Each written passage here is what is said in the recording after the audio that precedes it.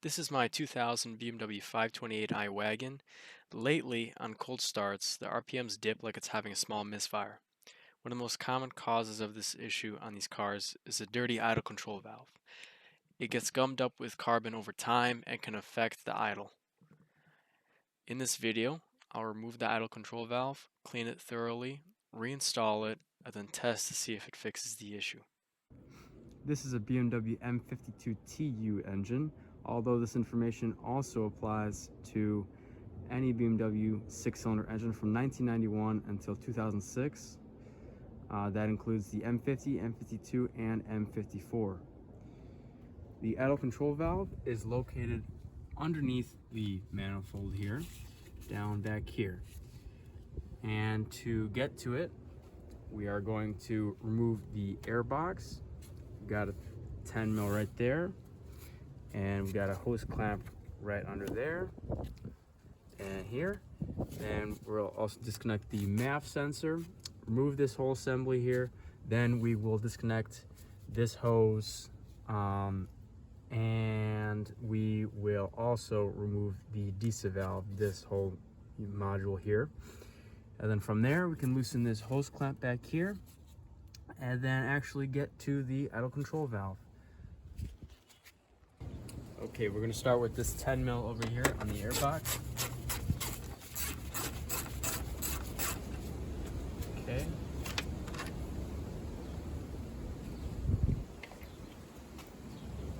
Then we're going to disconnect the MAF sensor. It's a little electrical connector here.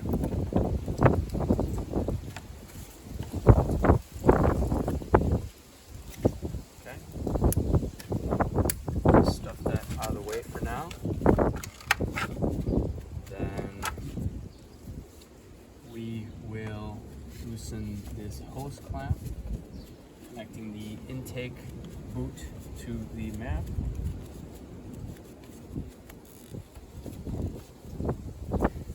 Okay, and then this hose clamp down here for the air duct looks like it's already pretty loose. That'll be fine. Okay. After trying to remove the airbox separately from the upper intake boot, I decided just to remove them as one because there's a connection on the upper intake boot that goes to the airbox. It's really annoying to deal with, so we're just going to remove it altogether. I'll just be careful with these little connectors, they always break.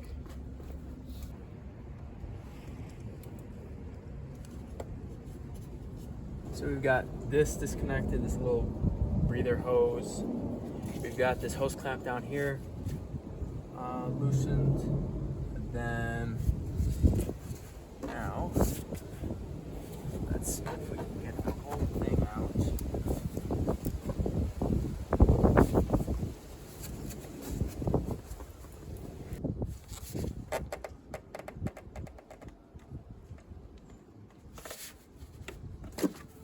Okay, there's that. Now we just need to maneuver this out of here. Okay, we're just having trouble down there with this, just trying to get that off the lower portion, but we removed the entire thing as one because this connector here was going to be really annoying to disconnect separately.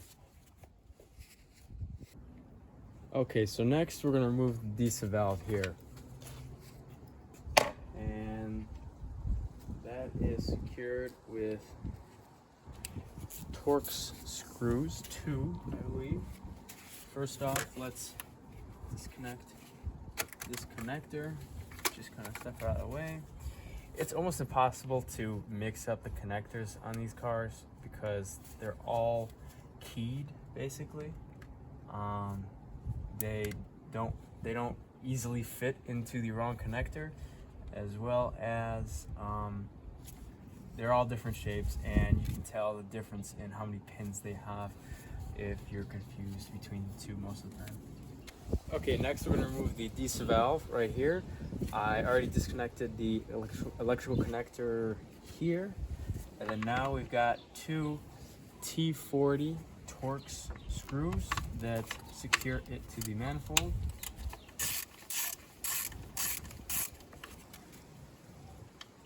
And the other one's kind of hidden down there.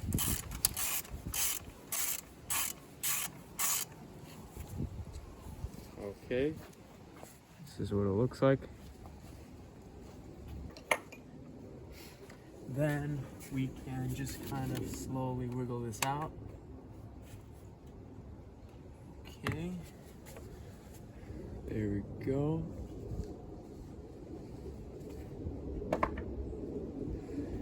Now we can finally see the idle control valve itself down here. So let's disconnect the connector for it. It's a 3-prong connector here. Okay, that's out of the way now. Move this accelerator cable out of the way. I'm gonna just ground it down here. Pull it up, then out. Has a little flared end to it. It fits in. Okay. Now we've got this hose connector here that actually goes to the control valve itself. We gotta disconnect that. Okay. And I can see that there are some cracks in this boot, which may have also been a reason for the rough idle, but I don't have a new one right now, and so we're just going to reuse that for now and I'll order one this week. Okay, next we've got a T40 here, a T40 here, as well as a 10mm nut that are all holding the idle control valve onto the manifold. So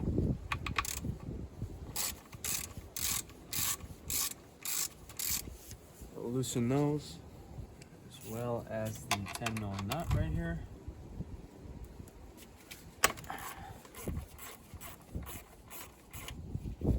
Okay.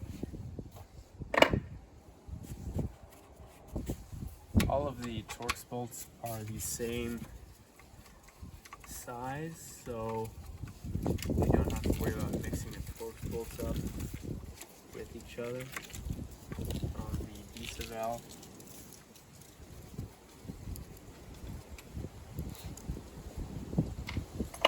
Okay, once that is all removed, we're gonna see if I can remove the idle control valve without removing the whole lower boot. So it's just gonna take some wiggling and some pulling.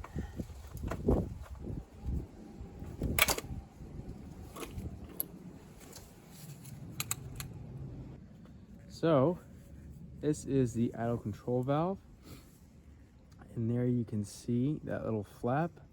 In this case, it is still operating well, and it's not stuck. And honestly, it looks like it's been cleaned before, but I'm gonna clean it anyway. We're here anyway, and I'll also order that intake boot. Okay, so here we are. Take some brake clean and just spray that thing full and just keep cleaning. So that's as good as I can get it. And then I'm gonna go blow some compressed air into it, just blow out any of that brake clean residue, and then we're gonna go reinstall. Okay, nice and clean. side. And now we're going to reinstall.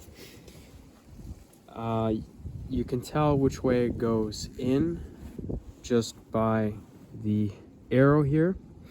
Also, this port is smaller than this one, so this wouldn't even fit if you put it towards the back, towards the engine. So it'll go like this. Also, as long as you didn't move the bracket, it's kind of easy to tell that this faces outwards. On second thought, we're actually going to remove the whole intake boot because I want to inspect the rest of it as well. Okay. As you can see, we've got cracks on this. Something as small as that right there can very easily cause the issue that I'm having as well. So for now, I'm going to reinstall because I don't have this new part, but I will order a new one. Okay, so now that the lower boot is off, we can much easily access this. I apologize for the bad camera angle. It's kind of hard to do it while getting a good angle of it at the same time. Basically, just push it into that grommet there underneath the manifold, and once it's fully seated, you'll see there's a little tab on the bottom, which will be flush up against the grommet. Now that that's in, we'll take our Torx screws that were removed before, and also take the 10mm nut and start threading that on.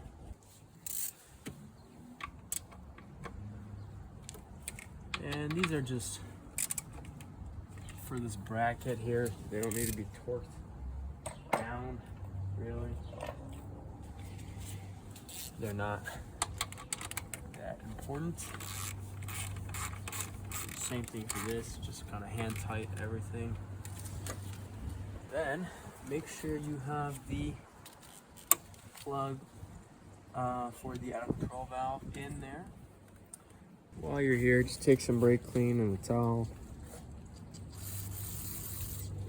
And just kind of clean. Okay, you just want to make sure this is clean. This is past the filter, so anything in here will go directly into your engine. You just want to make sure there's no dirt or anything in there, which I just cleaned it, so we're all good there.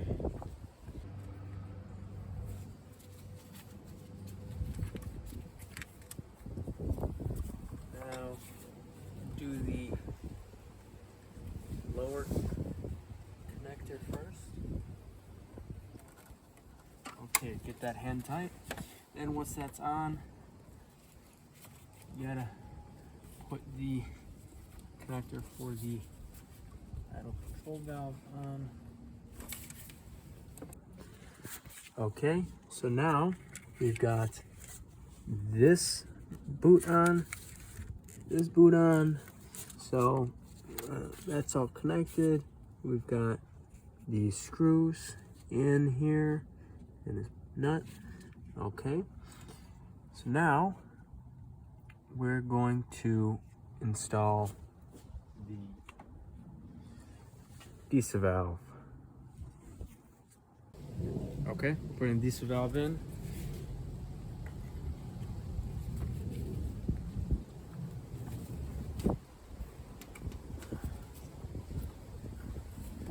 Okay, just kind of push it in best you can right now.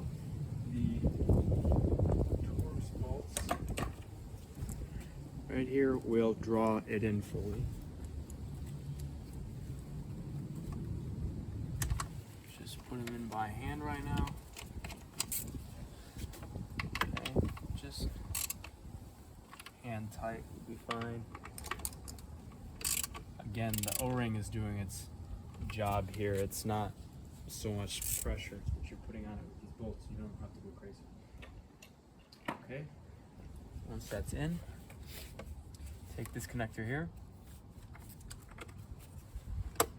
and you should put it on there and hear a click once it's fully on, which we did. Okay, now we are going to put the intake box in, as well as with the upper boot. Okay, now let me get the air box in here. I'm gonna try to put it in from the front first. Don't forget the hose clamp on each end. Make sure it's fully seated back there. You don't want a vacuum leak. That'll be annoying. Then, once everything's in place, just start doing the reverse of what we did before and start. And once that's on there, we're gonna put this little vacuum hose on. Okay.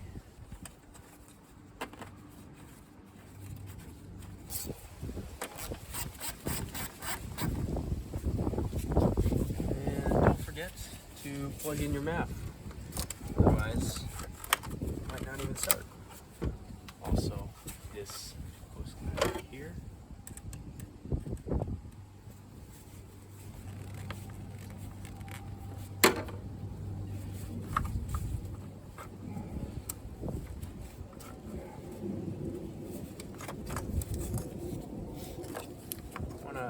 Pass it underneath this hose, then connect it here. Okay. After starting the car, once everything was reinstalled, the issue was about the same. I went ahead and ordered a new intake boot to replace the one that I found to be cracked, and I'll see if that solves the problem. But that's it for today.